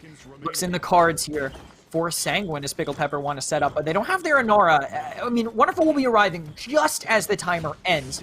Maybe they can get OT and make it happen. The timer is already pretty close, but they have to throw someone away, I think, to make it happen. Wait, Wonderful just makes it... They go with the touch! They go with the touch! Inara actually contesting right now. The overtime is still going on, so they can actually try. Incredible action, undeniable. But for sure, they also find a couple kills, and it's a 2-0 clean right out of the gate, just by touching. What a quick turnaround there at the very end. Yeah. I don't know how Steve ended up back where he was, but I think he lost some line of sight on people with him there in the back line. So Sanguine just get bowled over there near the very end as Wonderful manages to make it back. Decent in the damage department here is Gogurt, but they doesn't really end up mattering for them. There's just a lot of healing in response on the other side, right? They have the Damba, they have the Sky, both clearly outpacing, and that's where that extra healing comes in, as the Damba is far and away, running away here with the healing chart. Cauterize is not really that there, I guess. It's not that prominent. Gogurt had to rush Bulldozer for the Inara deployables. I think it's the only thing that it could be used for. Yeah. Pickled Pepper get back on this objective, and the Inara doesn't seem to be too affected by that. That wall was kind of annoying, though. We saw a couple of times when it was just pivotal for them to just push down that wall and try to get to the point. And this time around, you know, the second time she deployed it, they basically won the game. So they need to be very aware of Inara. And Inara, as a solo anchor tank, look at her, is just surviving the onslaught of damage once again. And, you know, we definitely need to see more Inara in action. Of course, we see Makoa just pushing through thanks to the Ancient Rage. They're going to try to, maybe with Sky, take that Bomb King head on. The stun is out. So also Skippy, I think she found the right angle. That's it. He's there. He's going to just charge them down, cut them down as soon as possible. Fury is down. Bomb King is down. Double kill. Completely achieved. They got 63%, so they just need to wash this tank out right away. And I think that's it. Once again, they got control of the middle point. It's super secure. Yeah, it was a fantastic way that they played that, I think, having them delay and distract the DPS on the side, and then as soon as Wonderful's ready, push in with that damage reduction. Literally, Inara is unstoppable. This is one of her best maps, and she's functioning fantastically for the distraction and knocking down the door to let them in here, but look at this, Pickled Pepper pretty far forward, actually ahead of the cart, but it's working out because they find Poison right away. Yeah, and they need to find Furia. They may be at the right angle, but yeah, they just need to play a little bit slower because it's still useful, you know, to take those kills, but you need also not to lose sight of what's important, and that's the payload, and that's, of course, the kind of pressure that you can actually put with Inara and all the others. But Pain just doing an amazing job into that backline, trying to get as much damage as possible out. Bomb King is the next one to fall off. Furia, completely alone. She can't do anything about it. This targeted out a little bit. They got 1 minute to go. That's plenty of time to set the stage, and they're ready to defend, but Sanguine, they need to find the right action fast. Yeah, and they need to go in, I think, before Makoa gets in another shield, but they're getting dangerously close to it. I think only a few seconds left to Legacy. Has another half shell to drop. Even with the wall being broken, I think Pickled Pepper should be ready to go. The Sky's healing the Inara, and they're already taking both sides to set up, but an overpower might stop things. Watch out for the right hook coming in, probably from Makoa right there. There you go. He got the Grover. They're going to try to shoot him down. The healer is gone, so what can you do? You got no defenses. You got no way to heal you back up. So it's completely gone. They got the bomb. They got the kills. Bunking is the one last standing. Just with Kim Bomb. He's going to try to do a stun. He's going to try to do as much damage as possible, but it's not enough because Moldova is healing everybody up. Grover desperately needs to find that card, but Pickled Peppers, they go 2-on-2, and we're ready for a final game. And it was a great positioning there near the very end by Amit Payne. Honestly, if Payne had been one step forward, if he had been in the half shell with his Makoa, I think he dies. We saw the bombs going for him, just stopping right before him by throwing it at the shield, but he's smart. He goes towards their spawn. It should be more dangerous, but not with an inflamed Bomb King inside the shield. He wants to be anywhere but there, puts himself in the right spot, and it makes it so they can't take him down. And I think people now are realizing, wait, we have an aura. We can actually use her, but back to the desk, and we are on game 5, basically.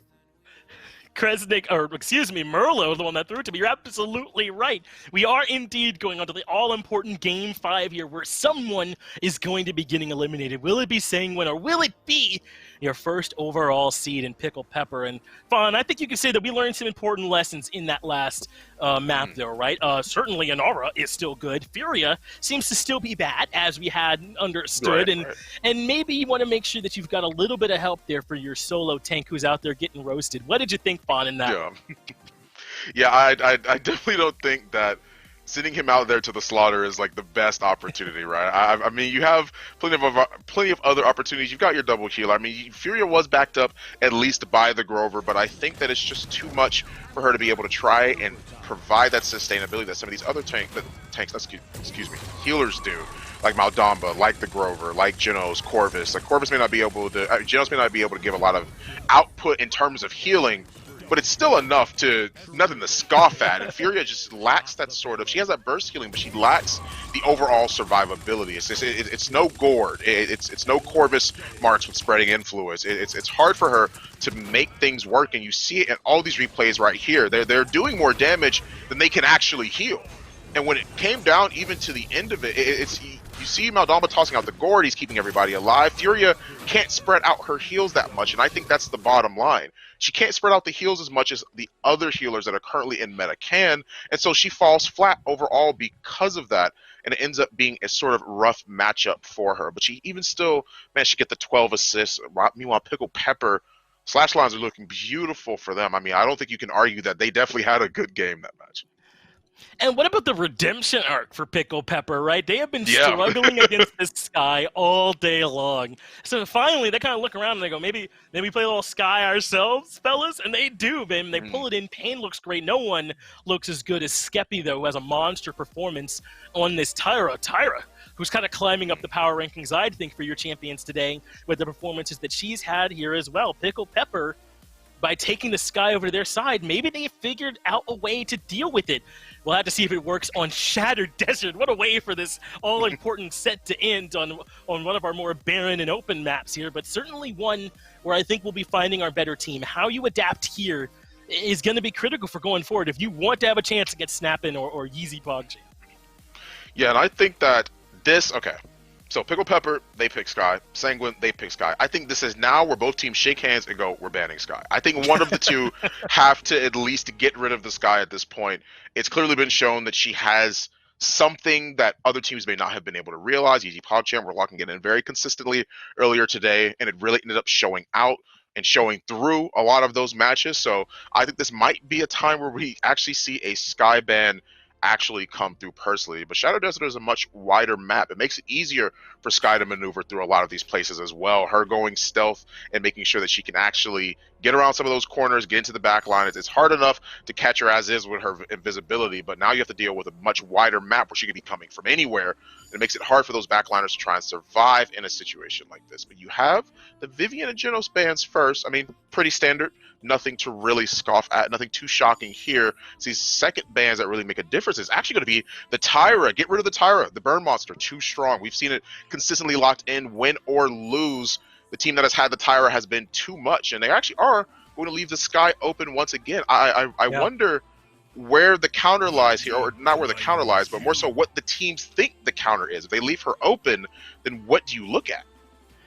And it's not just that, right? The Makoa, the Sky, the Io is still open up until this point as well. There's a ton of good stuff that's out there, so that's one of the limitations here when you're forced to ban the Tyra and the Vivian, and Pickled Pepper hesitating. Not at all. They take this IO right away. Now the question is, can that overcome when I'm almost sure will be a Sky on the other side here at this point? I don't know if they're going to take it right away here in this. Okay, well, they are going to take it right away here in this spot. Yeah, I mean, yeah. It's been great so far all day, so I don't see why Sanguine wouldn't take it, though they are going to have to find a way to deal with Luna on Shattered Desert. The Sky Grover, they might be onto something. I think the Sky Grover having that smoke and daggers and just overall healing that Grover can provide means that he can focus on having that deep roots. And we're in another situation once again where he toss out that cripple axe, he can bounce it off of Luna, it can spread to Terminus Con. They're in a bad spot, they have to find a way out. And yes, thank God. I said this earlier. If you lock in Zen, it makes it a lot harder for Sky to do what she can. Why? Because Zen has 8 million ways out of a situation. It's hard to try and dive into that backline and deal with him because of the damage that he can put out. 850 every single heavy swing that he has, and a good chunk of damage every swing before that. He can hold a lot of different angles. The verticality is where things get a little bit rougher. And I personally think if this is Shattered, even with the Sky, I'm not too sure actually. I feel like the Victor would be a good call here, honestly, for the barrage to stop the barricade. Everything. Okay. Well, I was right. The barrage is going to be perfect to be able to stop that dome shield. It's going to make them uncomfortable on the point, force them off, which is where they want to be. That's why they have Smoke and Daggers and the Grover. They want to keep them alive and on the objective. They can't do that if Victor's free firing. They have to be able to answer that. I don't know how Sigma are going to deal with this Pickled Pepper draft, right? The Zen with the ability to remove one of these tanks quickly. The Barrage can deal with the other one quite effectively. And they're going to deal with the fact that Io will be able to cap without even being there thanks to the pen. I mean, I think that Sanguine might be in a tough spot here, but they've come this far. They got to find a way to get a win here. Both of these teams facing elimination as we start this all-important Game 5. The stage is set, the teams are ready. Pickled Pepper and Sanguine engaging in the ultimate fight for survival. Chris, are you excited? I don't think how I couldn't be after these last couple of games. I don't see any way that I wouldn't want to see potentially the first seed just going out. I mean, it could just happen. Pickled Pepper, this team that was undefeated the majority of this season until having one mark on the record against Snappin', they could go out here, and I think these drafts are pretty much even, honestly. The only issue here, I think it comes down to how well can Poison pressure Skeppy on this Victor. Can Poison get in and not let Skeppy free fire? That's the main point of contention here, but it looks like they're already not watching the back. Poison's still on his mount, getting ready to surround. In the last set, of course, in the last game, all comes down to execution. We're going to find out, because right now, they pretty much are controlling the point. Pickled Pepper also got the first blood, but of course, they're trading back and forth, and here and all the others. It seems that Sanguine has the upper hand right now. They just need to find the right spot once again, because Poison is ready to fly over and scan for targets. He's actually scanning for the next victim. Absorption is going to go down, so Terminus pretty much exposed, but still not defending action coming in from Pickled Peppers. They still stalemate here for Sanguine, and Pickled Pepper just grouping up, getting ready to go. This is their MO, and Sanguine know it, so they're waiting for it. Great flicks from Poison, but not enough to finish anything off just yet as the hook kind of gets wasted into a Terminus waiting. Poison so dangerous. It's going to find out Zen, and of course they're pushing in Daisies as, of course, this tank is going up in the air. Poison, once again, has all the backtrack to actually get into the enemy backline, find the targets, go back, go out.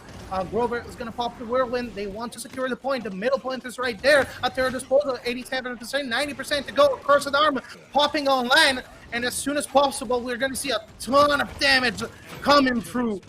Poison just needs to find the right spot. Over time, coming in, Pickled Pepper, if they need to find a plan and fast. But there you go, their carton out gets popped off. It finds the first kill. It's going to pressure them away, and they got this payload rolling. Stop the payload. Exact momentum they want to start with here. Sanguine making it work around their Sky and Makoa holding out here. But Sanguine, this is where I think things might get difficult for them, because Makoa has to get his hash on the side. I don't know if I love them putting Quick on the right side. I don't think he does too much. Look, he got a hook, sick, but what's happening with it now? Nothing. The Khan's just walking away because they had the rotation. Think about what Pickled Pepper did when they played this map. Koa went on the left, dropped a shield up top, and it was really hard to deal with. Pickled Pepper, they know how to play against it, but a time bomb gets them split. Get some split, but they need to capitalize on that. And Goger just got stunned. He needs to find, a way out, because, the entirety of the team is focused on getting those kills. They're all backed up. This is the last inch, the last straw. We're pretty close for a clean 2-0. And they don't have anything to say right back. Pickled Pepper, super struggling right now. It's incredible to see such a performing team having so much problem to actually get in and fight. Poison takes another kill. Wonderful takes the respawn, takes another 2. So they're trying to defend as much as possible, but it's going to be hard. They managed to hold on, but they had to spend a spite and they had to spend the reanimate for it. The double kill that Wonderful got was on the back of, the Xin getting trapped. Trapping the Makoa in front of everything for that. Sanguine, they got the cart close, but it's going to be difficult, I think, to overwhelm here. They're going to be having to push into an IO that can contest point, plus put a Siphon on top of Luna to make things really difficult. Just a hard one, I think, to win out here. And again, I still don't like Quick being on this side. I think Hero could be over there instead, but here comes the slow Sanguine take. But Hero doesn't have a shield to keep himself up on the point. We got the shields, though, but of course, smoke and daggers coming in. A little bit of smoke just to keep them safe and at bay. Gogurt, once again, just waiting with Antrox's to find the right opportunity. It's just a matter of time. It's just a matter of, catching the bigger fish. And I think it's super hard also to attack, because respawn is just around the corner. So you can go back, heal, back off, and then just going into the fray. But once again, Cursed Arm could be the unlocker. Nice hook right there, but there's no capitalization. Poison does not find anything, and all the others, they're just wasting time. 10 seconds to go. They can capitalize. They can use those ultimates. The dome is getting spent. Terminus is going to die soon after. Io has no possibilities to actually heal him and Khan all alone by himself. They're just struggling around in circles around that payload. They're going to try over and over once again. Androxus find the kill. Zin finds another one, but no can do. Clean 2-0 for Sanguine, and Pickled Pepper in a super tough spot. God, what an unreal start there with the way they get the hook into the dome shield. I mean, how do you answer that as a Terminus? I mean, Wonderful did what he could. He jumped out, but then he died. He was already burnt down enough by it.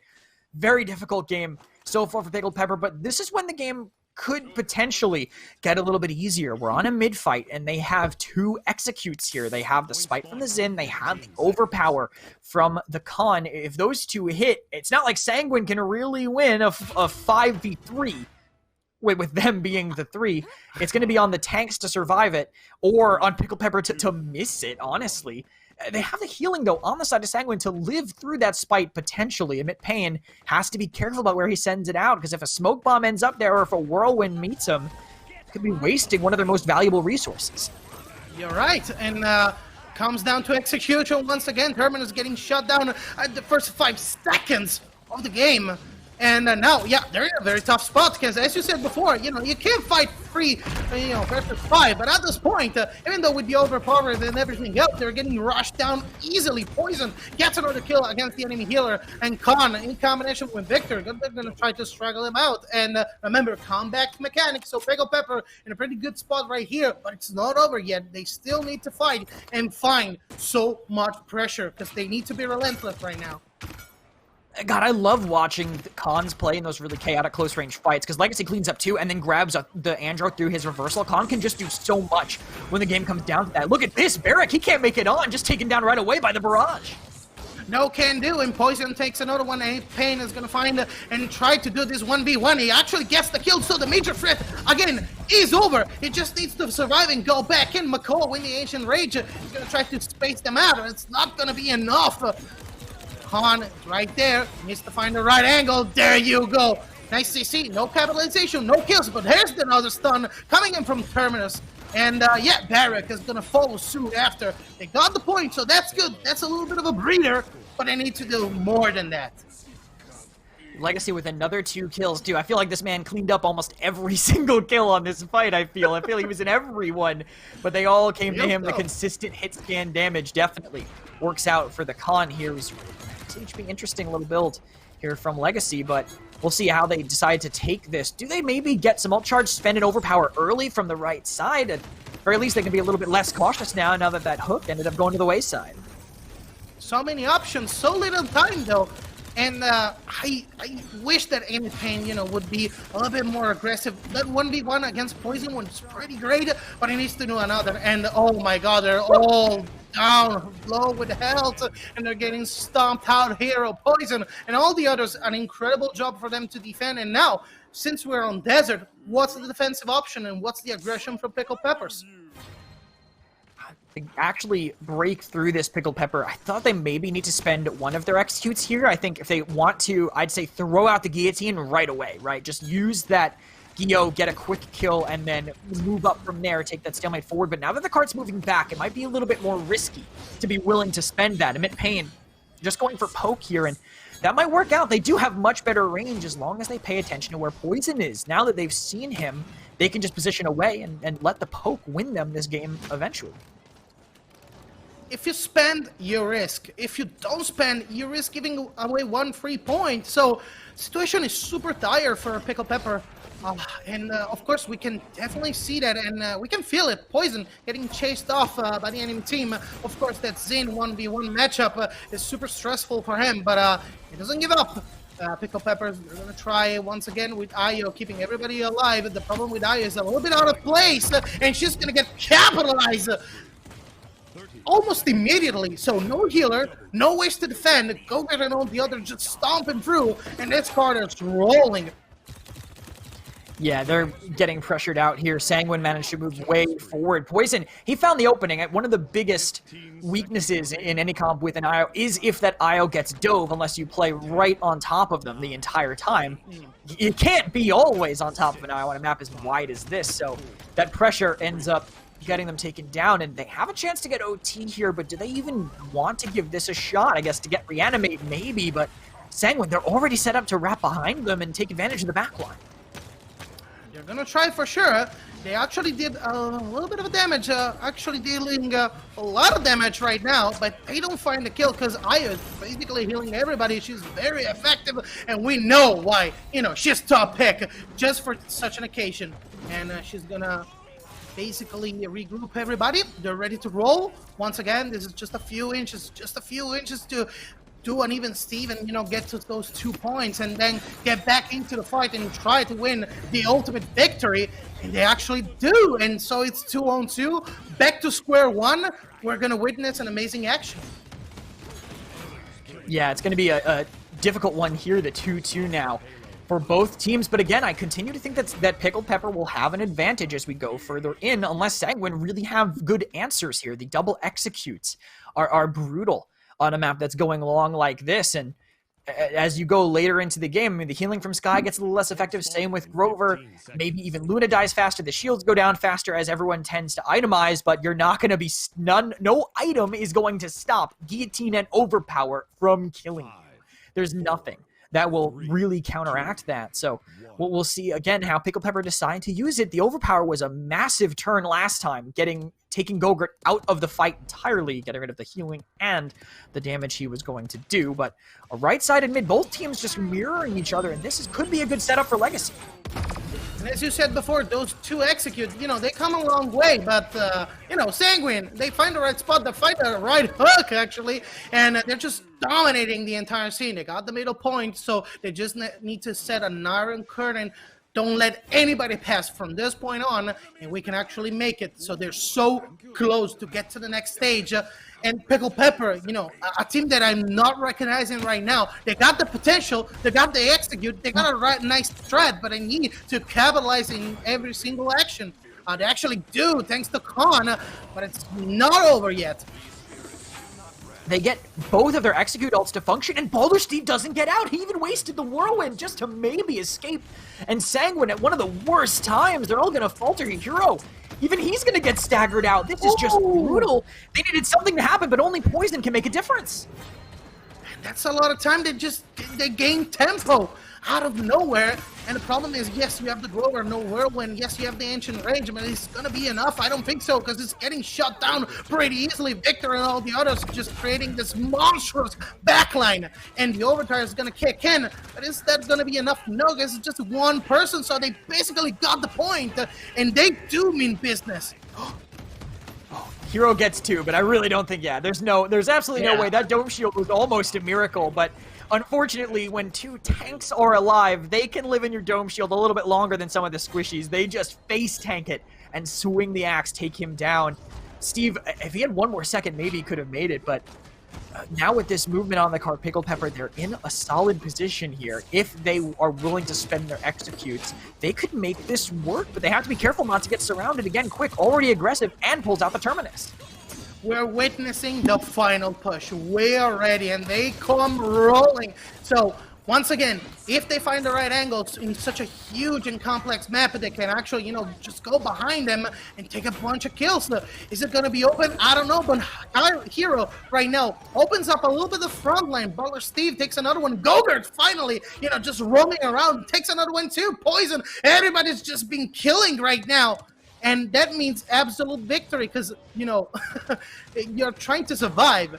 So as much tempo you can gain with those kills, the better. And you can still find for the last match point, Yeah, this aggressive zone is going to be so impactful as they can buy even more time out. Plus, Time Bomb pushes them back even further. They're just wasting time, and that's all they really have to do on this defense. And more kills even are following the way of Sanguine. I don't know. I think they're just throwing themselves onto them, and you can clearly see they're just dying. It's not a very good strategy, but of course you're desperate at trying to find at least one single opening, one single action that can determine your ultimate victory. But at this point, I don't know. Poison is so slippery, so it's super hard to get him into a corner. Yes, they got the executes, but what about using them for the next round? So, in general, it's a very tough spot for them. Gonna be trying and trying. Once again, the half shell is gone, so no protection for Poison, but look at him. It's just so much movement, so much verticality, and every single shot counts. Yeah, every shot counts. And you mentioned the executes. You can't afford to spend them now. You need them for what could potentially be a 3-3, considering how aggressive Sanguine are defending this, plus healing for each other pretty well, too. They have a great shield to keep Poison alive, and they've been basically in Pickled Pepper's spawn this entire time. They have not been able to break through this choke here, and maybe they have a chance with Field coming in, but again, this card has to move so far. Even though they are contesting, they have a world of desert to push themselves through. If you're a Pickled Pepper fan, you're craning your teeth right now, because this is so tense. They got the advantage, but they can't seem to just make it work. And it's going to be, soon after all these kills, it's going to be even more stressful. They actually set the ball rolling, so a bunch of kills, pretty good for them. They set the stage for one final desperate action, desperate push. At this point, I might ask you, is it worth it to just use an execute and try to achieve the victory? Or are we going to play safe for the next round? It has to be the Guillotine if they do it. It has to be Guillotine because it charges faster in general, I think. If you're going to spend one, you spend Xin, but I don't know if you do it in the first place. It's going to be fast overtime by the time they get here. If they abandon the point for Luna, it'll be far back. But wait, they forced the Dome Shield. They're forcing ult. At this point, you just back off, let him have it. Yeah, Sanguine. They throw out 2 impactful ultimates, and Pickled Pepper, they're sitting pretty. They are not unhappy about that turn of events. Now they have some very difficult to answer ultimates here, and they're doing great in credits with all that damage they're applying as well. Absolutely. The value that they got, just pushing and keeping up that pressure was immense, because now they got everything going on for them. They are completely online. They're ready to roll. They got so many options to just go against them. And as you said before, always keep your eyes out and peel for those executes, for those specific actions, because the guillotine, that's a free kill. With the con, you got another one. So they're ready to just take the advantage and push it to extreme. We are at the final round for the final game in this last set before getting into the next bracket. So everything is on the table right now. Yeah, well, again, it really comes down to this, and look at Legacy immediately. His ult is so impactful, and he's getting absolutely shredded, but they forced the Ancient Rage out early. They're trying to collapse each and every one of them, but they're not finding a target. Maybe Poison right now with the con, so they mean one last execute. Gogurt with another one. Oh my god, Pickled Pepper, they're just dying out there. They need to regroup, relax, and try one last action. Yeah, they actually managed to get too early, but they don't lose everybody. I believe on the side of Pickled Pepper, they have a chance to refight, but Sanguine, they are scared. They can't move. They don't want to zone because they don't want to give away the positioning they have. But look at this. They're allowing the con to come around. He has the overpower. He's looking for it, and now they know, but they have to find a way to deal with them. They can't stay on the point. He's finding the angle for that ultimate, and there you go. That's the first execute, but he gets shut down. That's huge. That's huge. Mamma mia, that was incredible right there. Because, of course, Victor is going to spend it. Connor's going to get there, and that's another fail. 2 out of 2. I got no response. You got nothing going on, and Poison just takes another kill. Poison is going to get stunned, but Poison is going to be alive. He's going to throw and roll them over and over. Once again, Victor goes for the chase. Gogurt is going to get shut down pretty easily, and Con just trying to survive in this amazing onslaught. Pickled Pepper onto the point. We're back to overtime, and they got another kill with Zen. They got another kill. Boulder Steve managed to get one, but of course, they pushed them out. They got the ultimate victory, the ultimate W, and they survive. And in a very incredible turn of event, they survived, and that's the key word. They survived. Yeah, they survived. Yeah, no, you're not wrong. That was not a thrive. That was not a thrive. That was a survive. They messed up the guillotine. They messed up the overpower. And I think just a misstep by Gogurt really, really hurts things. They relied on that Skybomb healing, I think, to actually keep them going, but it was not there when they needed it to be. Poison tries to make a hero play, but gets slowed down so much by Legacy. Pickled Pepper, they make it, but I felt like they were hanging on by a thread, and they need to recover if we want to see what we're used to seeing from them from the regular season. I need to change shirts. That was hard to cast. That was, incredible from start to finish. It was unexpected, great to watch, but man, I don't want to be a Pickled Pepper fan right now. But we're throwing back to our analyst desk, and I want to see their reaction, Thanks for getting the camera over to us so Merlo can change shirts. My goodness. Do I love hanging out with that guy. What a game, though. Much more exciting than Merlo's top concerns is the fact that Pickled Pepper managed to hold on, right, and continue to move on in this tournament. And before we get into how they managed to make it, I think we should just give them some credit for making it, right, and being able to beat a Sanguine team that was playing well here today. But I do think they had a point that felt much more like a survive than a thrive, to use their language, right? They barely made it through. Yeah, you say to give them credit, and I would love to. If they just didn't botch so much, there was so much that just kept going left and right. I mean, Kresnik put it so perfectly. I mean, how they missed the guillotine. They missed so many ultimates. They missed so many, and they still managed to make this comeback work for them.